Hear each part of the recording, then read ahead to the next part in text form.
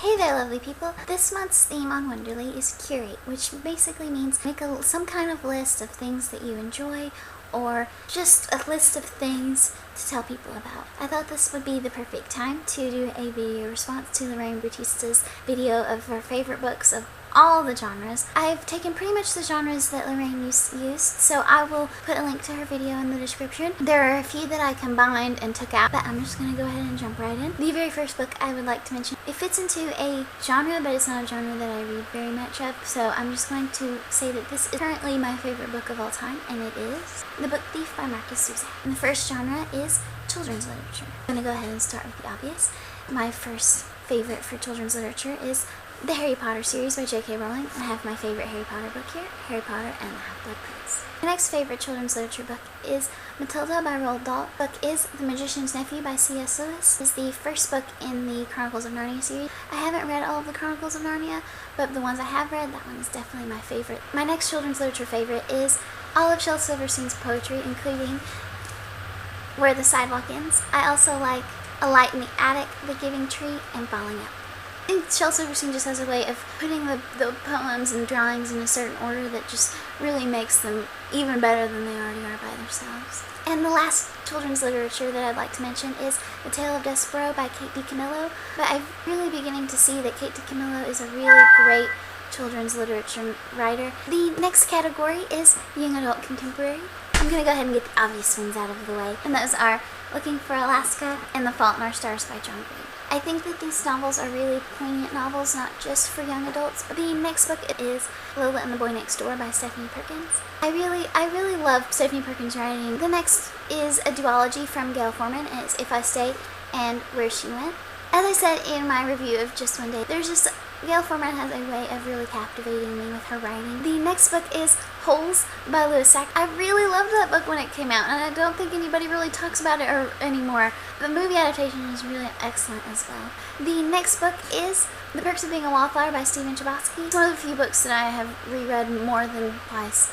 The next book reignited the spark that I had for reading when I was a teenager, and that is Speak by Laurie Halse Anderson. I just really love the way that the voice sounds in this novel. Writing is just really great. The next genre is YA dystopian and fantasy.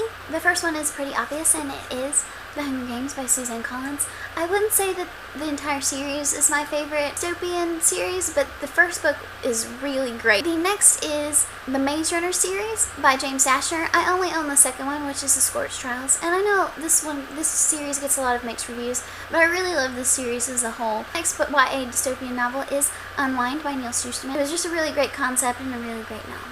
The next I'd like to mention is The Age of Miracles by Karen Walker Thompson. While I found this book in the adult section, I really think that this book is more of a YA dystopian novel because the entire book is told from the perspective of a very young person. It's just this really subtle and beautiful story. It's more of a coming-of-age novel. The next book I would like to mention is Cinder by Marissa Meyer. It was just really fun, and I think it was a really creative way to recreate a classic story.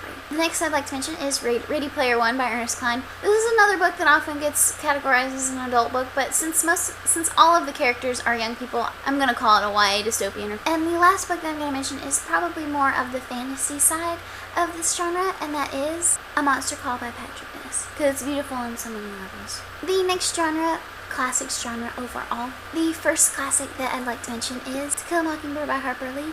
I still am really embarrassed that I just read this last year. It is a very great novel.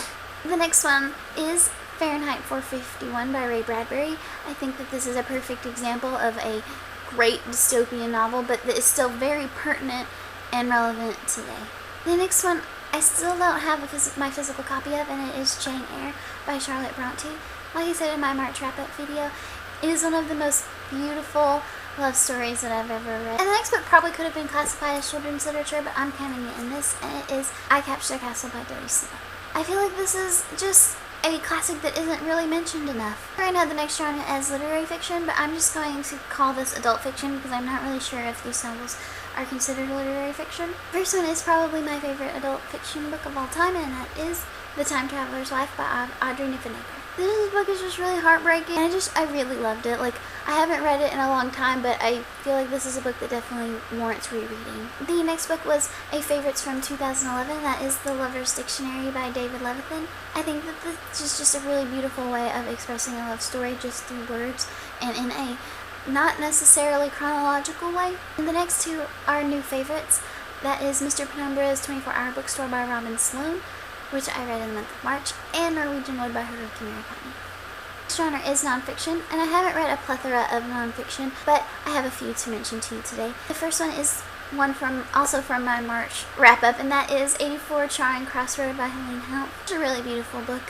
And I heard from Gina from An Awkward Reader that there is a sequel to it. It's a memoir about Helene Haupt actually getting to go to the places that she wrote to. The next book, Tuesdays with Morrie by Mitch Albom. This is a really heartwarming story. It's one of the first books I think of when I think about nonfiction. Next book is Blue Like Jazz by Donald Miller. I think the best way to describe this book is the subtitle / tagline at the bottom here, and it is Non-Religious Thoughts on Christian Spirituality. I just really love the way that Donald Miller talks and addresses spirituality. The next book is also by Donald Miller, A Million Miles in a Thousand Years, and it's more about cultivating your own life story, and it was about editing parts of your life into story and thinking about the actions that you make influencing your life story. The next book was a lovely little book that I checked out from the library called Unpacking My Library, edited by Leah Price. And it was basically several really famous book type people and their bookshelves, talking about their bookshelves, talking about some of their favorite books from their bookshelves. And it was a bibliophile's like cake. The next genre, Laraine didn't include in her video, but a few from this genre, and it is art books. Unfortunately, I only own one of them, and it is Margaret Kilgallen's In the Sweet By and By. Margaret Kilgallen is probably my favorite contemporary artist, if not my favorite artist.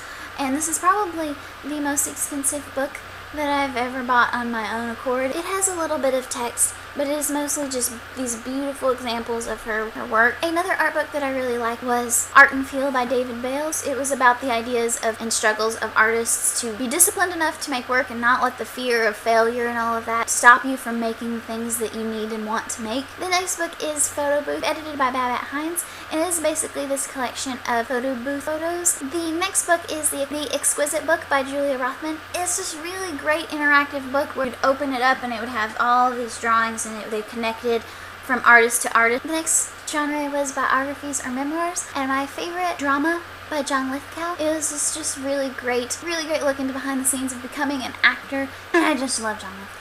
The next genre is graphic novels. Blankets by Greg Thompson. It's a really beautiful coming-of-age graphic novel about a young man dealing with religion and growing up in a conservative household, but discovering himself and discovering how he really feels about it. And it's just really beautiful. That is all for my favorite books in all the genres, at least the genres that I've read. If you haven't heard of Wonderly, go check it out and consider making your own Curate video for the month of April. Thank you guys for watching.